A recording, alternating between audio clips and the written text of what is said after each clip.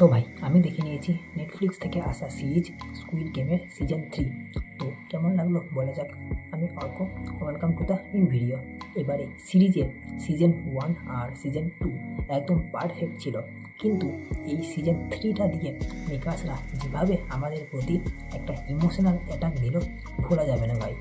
এবারে এই সিজনেও আগের দুটো সিজনের মতনই অনেক গেমস আছে যেগুলো সব প্লেয়ার্সরা খেলবে, কিন্তু এবারে ব্যাপার হচ্ছে যে আগের দুটো সিজনের ক্ষেত্রে এই গেমসগুলো পুরো 100 লেভেলের কঠিন করে দিয়েছে, আর সাথে প্রত্যেকটা গেমস খেলার পরে একটা করে প্লেয়ার মরবে, যেই প্লেয়ারগুলো আমাদেরই চেনা থাকবে। আর শেষে তো সব থেকে বিখ্যাত প্লেয়ার্সটা মরবে।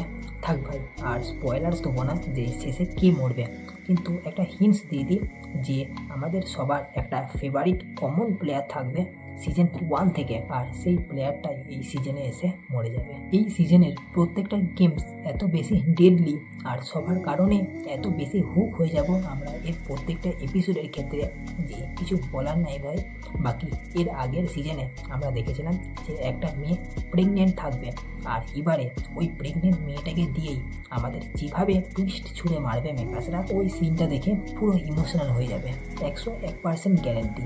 বাকি ইমোশনাল বলাটাও ভুল এই সিনটার ক্ষেত্রে, ওটা পুরো ভেতর থেকে আমরা ভেঙে যাব, আমাদের চোখ থেকে না জানতেও জল পড়বে ওই সিনটা দেখে।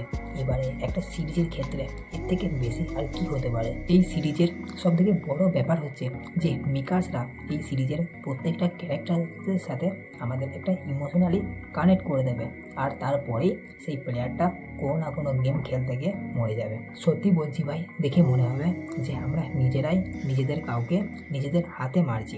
আর এই সিজনটাই আমার মনে হয় সব থেকে কষ্টের ছিল, সব থেকে ডার্ক ছিল। আগের দুটো সিজনের মতোই এই সিজনেও প্লেয়ার্স নাম্বার 456 খেলতে আসবে আর এই গেমটাকে বন্ধ করতে আসবে, কিন্তু এবারে আদেও কি এই গেমটা বন্ধ করতে পারবে না প্লেয়ার্স নাম্বার 456 নিজেই চলে যাবে, ওটাই আমরা এই সিজনে দেখব। আর যেন ভাই এর পরে সিজনটা না আসে, কারণ এরকম মতো কষ্টের সিজন আর তো ভাই আমরা সহ্য করতে পারবো না। মেকার্সরা এই সিজনের প্রত্যেকটা সিনকে এত সুন্দরভাবে লিখেছে আর এত সুন্দরভাবে তৈরি করেছে যে আমরা সিরিজ দেখার সময় কোনো সিন থেকে 1 মিনিটও চোখ হাঁটাতে পারবো না। আবার এর সাথে সব অ্যাক্টার্সরাও ভালো কাজ করেছে, আর এই হচ্ছে ভাই আসল সিরিজ।